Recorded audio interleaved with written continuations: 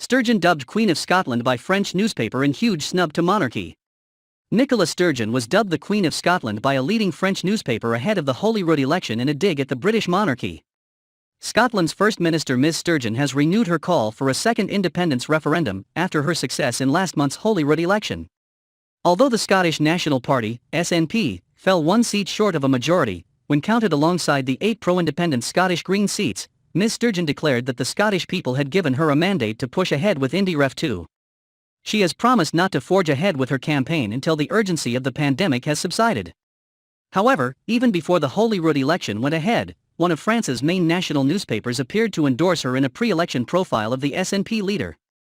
A 3,200-word piece on Ms Sturgeon in Le Monde had the headline, "From Early Activism to the Dream of Independence, NICOLA Sturgeon, Queen of Scots." It described her as a formidable political animal, who was tough, very experienced, and now, ultra-popular.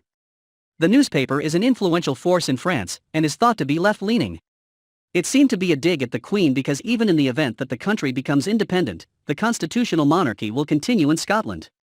These comments are also particularly telling as Ms Sturgeon has campaigned for an independent Scotland to rejoin the EU ever since Brexit was first announced back in 2016. French MP and head of the centrist Union of Democrats and Independents, Jean-Christophe Lagarde, claimed it had been a mistake for France not to reassure Scotland ahead of its 2014 independence vote over its relationship with the EU. Writing in The Scotsman, he said, "France's role is to state very clearly that in the event of independence, Scotland would have its place in the EU, and should not be deprived of its European destiny." He also dubbed the ties between France and Scotland as an old alliance.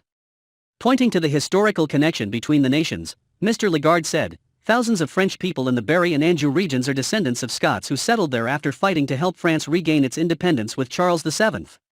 When my grandfather was born, any French or Scottish citizen could still automatically obtain dual nationality."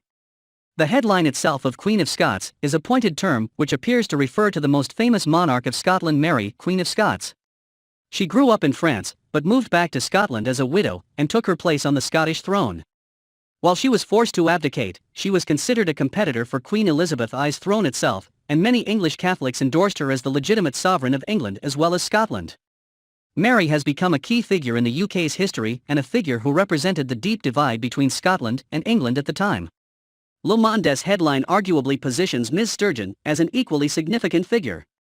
This apparent support from France, which is itself a republic, comes as discussions over the Republican strain in the SNP are growing.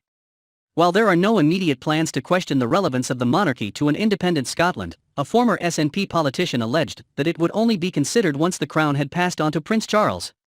Speaking to Unheard columnist Ewan McComb, they said, "Nobody at the top of the party is going to agitate to get rid of the Queen. But if someone else is in charge, there may be a debate to be had in an independent Scotland."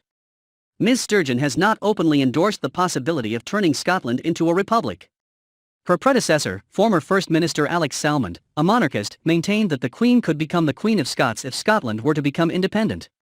Ms Sturgeon, however, has drawn a firm line between herself and the monarchy in the past, especially after the Queen was accused of interfering with the 2014 referendum, but encouraging voters to think very carefully about the future. When former Prime Minister David Cameron alleged the Queen purred down the telephone line upon hearing Scotland voted to stay in the Union, Mississippi Sturgeon said that Scotland's future should always be a matter for the Scottish people. However, she stopped short of criticizing the Queen and said, "Scotland does have a right to choose its own future, and I think the revelations, if I can call them that, from David Cameron today, say more about him than anybody else, and really demonstrate the panic that was at the heart of the UK government in the run-up to the independence referendum."